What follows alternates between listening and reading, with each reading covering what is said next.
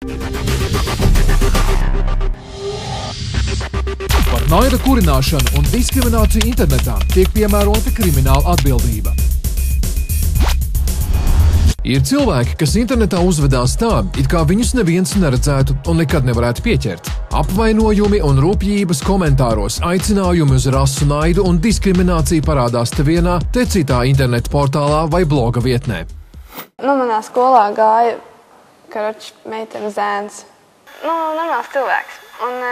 Bet, protams, dažiem kaut kas ir ļoti pret viņu.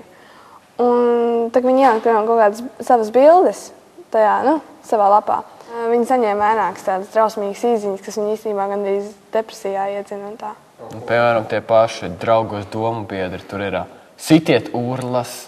Noteikti var atrast, piemēram, pret nēģeriem.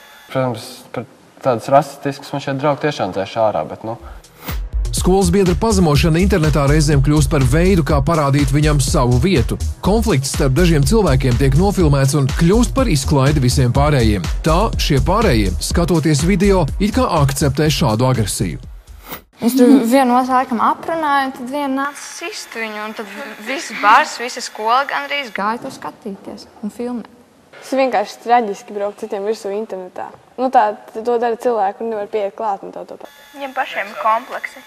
Kādreiz bija internetā viena tāda slepkavas lapa, kur viņš bija publicējis bildes ar cilvēkiem, ko viņš nogalināja.